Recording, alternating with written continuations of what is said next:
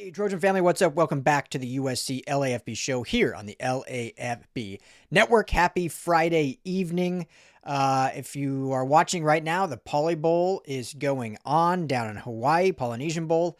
5 of our USC Trojan commits are playing in that game, highlighted by Booby Feaster, Tom Tom Tapui, Samote Katawanga, among others. So a lot of great to watch. If you're watching that, it's on NFL Network. You can check that out. We'll have some recap information from that game tomorrow up here on the channel. So make sure to hit that like and subscribe button so you are always notified on all of that good information.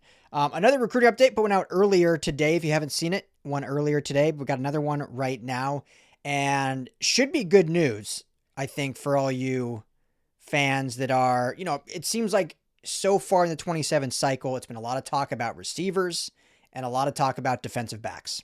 That's been at least the focus in terms of what has been out there and trending. I've done a few videos on some defensive line prospects, some linebackers they're going after, but obviously the heavy push right now was Aaron Washington, who committed, Danny Lang, who I just did a video on earlier, Honor Faalave Johnson, Gavin Williams, Duve Williams, and then on the receiving end, you got Quentin Hale, amongst others.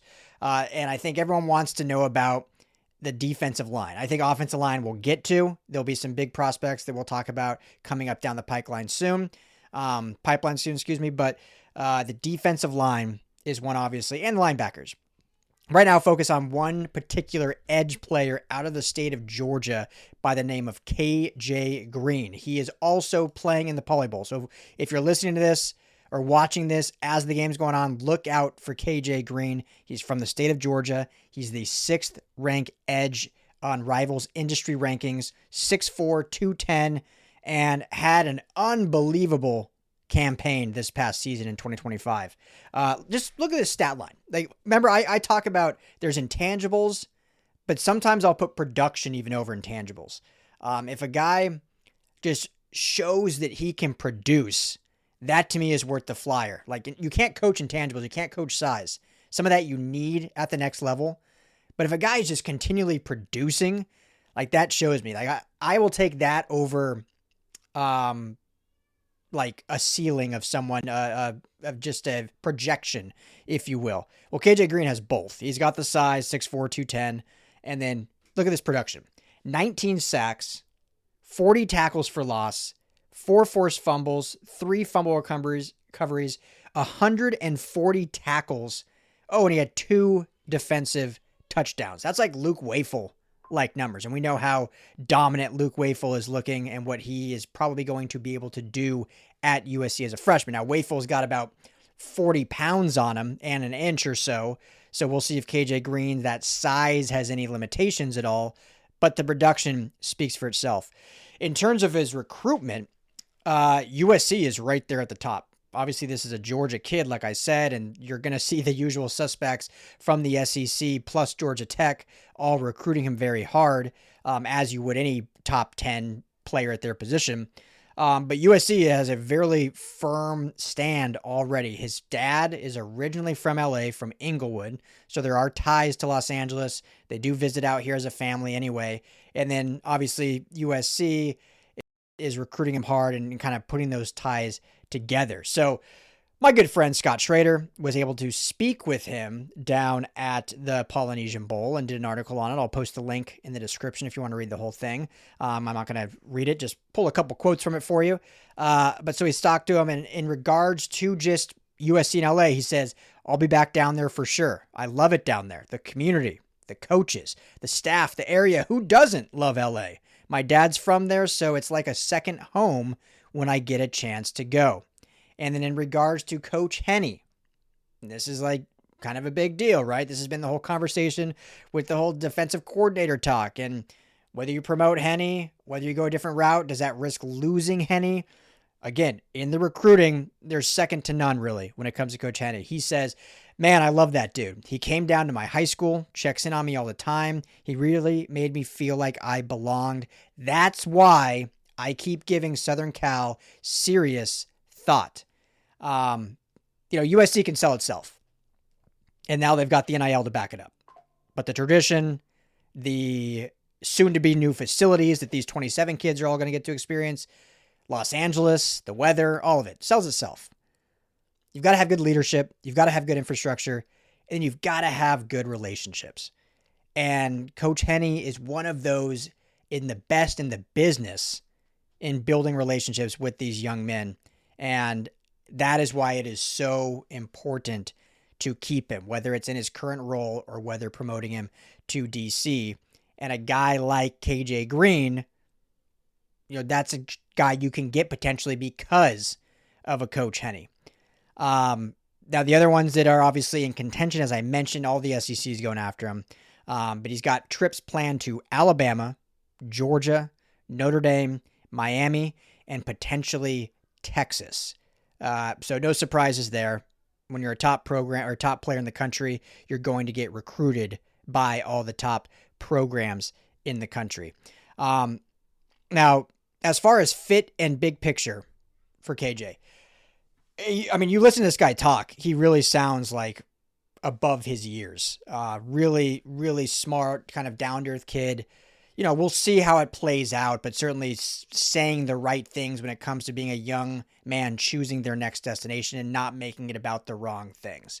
Like, he is looking at development and looking at the ultimate goal of getting not just to the NFL, but getting to that second contract to then that's how you make that kind of generational wealth where you can take care of your family and so on and so forth with that second contract. So what is going to lead him to that path?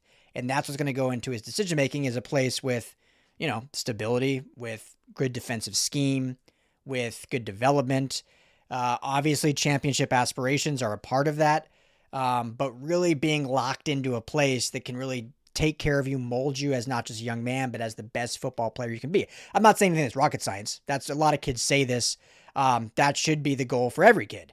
But I think the waters get a little muddy with different contracts and NIL and this, and, kids can say the right thing, but you can kind of tell where they end up really kind of sniffing around a little bit more. So right now, though, it feels like USC certainly has a really good spot and something that they can certainly close potentially down the line, especially once they get this DC thing officially sorted out and then there's clarity for real on that front on who's here and who's moving forward into the future. So the other piece of this, and this is what was so big with the 26 class, is the opportunity to play right away and the opportunity to contribute immediately. Like, we know now, and we've seen it right here at USC, that guys aren't going to sit around, right? Like, guys are going to, if they're told, hey, you can come in and contribute, and then a year goes by and they're just developing, they're going to hit the portal most likely. It's hard, and that's not just a USC problem. That's an everywhere problem. And, we'll see if some of this gets sorted out a little bit, if any guardrails get put into place, but it's really hard for guys to stick around longer if they're not getting playing time right off the bat. And not even right off the bat, but at least getting utilized in some way and some clear plan. So KJ Green, and he said this, feels like USC is a place he can come in and contribute. We know this is a young team. And even going in the next year, they'll be a young team. And so he'll have the ability to not come in and be forced to be a starter, not have to do 40, 50 snaps a game. But hey, if you can come in as a freshman and get 5 to 10 snaps, 5 to 10 reps, and just kind of cut your teeth early on and in some high impact areas, or if USC just ends up being that good that they can, play a lot of these young guys late in games, like we've seen against inferior teams, but if they can start doing that against higher quality opponents, that's a really big draw for a lot of these top tier kids, because they're going to get NIL no matter where they go at this point. All the top 20, 25 programs are fairly competitive now in NIL, with a few at the very top that are better than everyone, and then a few at that 23 to 25 range that are a little bit smidge lower. The playing field is getting fairly level, especially with this new rev share coming into play. So that's one of the big things it comes down to, is how quickly can you contribute and not, tempt a kid to, after a year or two, to be like, all right, I'm hitting the portal because I'm going to find more potential playing time. Usually if that happens, that means you have a lot of depth. And so you kind of want that problem eventually, that guys are leaving in a sense because they can't get on the field. But USC is in a spot right now where they can get a lot of those kids because there's opportunity to come play. So this will be a fascinating one to watch. KJ Green, 6th ranked edge. But, LA said it's like a second home. Could it become his next home? We will see. I'll have an update for you after the Polynesian Bowl, see how he plays. Make sure to check that out. So we'll have more updates on him. But there's the latest on KJ Green. Hit that like and subscribe. We've got plenty more recruiting news coming at you hot and heavy. This is the USC LAFB show. Appreciate you, family, as always. Bye now. Hey, Trojan family. Thank you so much for hanging out and watching the USC LAFB show. Before you go, let me tell you quickly about our friends over at Sleeper. Go right now, download the Sleeper app. It's the #1 sports app, not just for season-long fantasy, but they've got live pickers. They've got live stat updates. They've got a chat that you can chat with other users, plus the daily pick'em, which is a blast, or daily fantasy, whatever you want to call it. You go and pick 2 to 8 players across any sports. If you're talking USC, go choose Jade Mayav in his next matchup. Pick more or less passing yards, more or less touchdowns. You stack those, and you can win real money. When you go to make your first deposit, make sure you use our promo code USCLAFB. You're going to get a match deposit up to $100. Put in $100, you get $100 free to play with from Sleeper. Put in $10, they'll match you that $10. So now you're sitting at $20 to play with. But also right now, for any new users, no deposit required. You get $20 free entry. You can stack both. You can get the $20 for free. Go make a deposit. Use USC LAFB. And now you've got a bunch of free money to play with right there on the Sleeper app. Check it out, Trojan family. And when you do, tell them the guys at the USC LAFB sent you.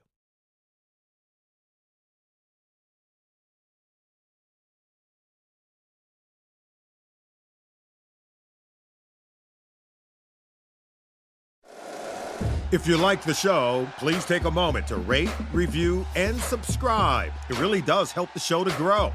Thank you for listening.